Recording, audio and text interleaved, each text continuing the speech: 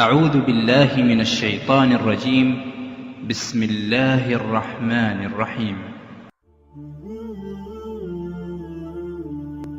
قرآن، حدیث، روایات، اولیاء، معصومین، یہ سب آئے اس لیے ہیں کہ یہ ہمیں عبد بنا سکیں، ہم عبد بن جائیں۔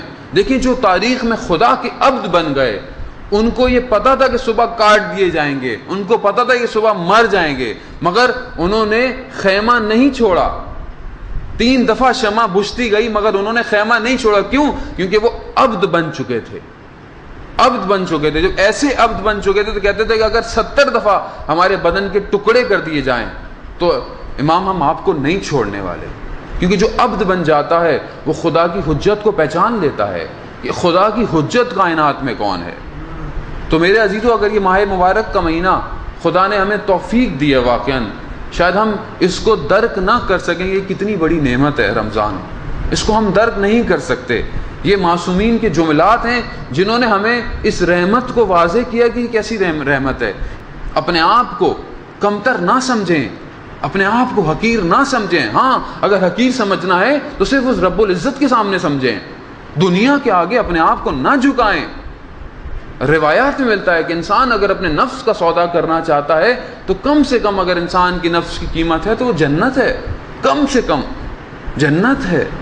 سوچیں زیادہ سے زیادہ کیا ہوگی انسان کی نفس کی قیمت۔ تبھی قرآن میں کہا کہ یا ایھا النفس المطمئنہ ارجعی الی ربک، کیا ہے اطمینان پانے والے نفس، تو ہماری طرف رجوع کر۔ خدا کی رضا ایک اتنا بہترین نعمت اور عطیہ ہے کہ انسان جنت کے اس عالی مقام تک جب پہنچتا ہے تو وہ خدا کی رضا حاصل کرتا ہے۔ اس مہینے میں ہم یہ کام کر سکتے ہیں۔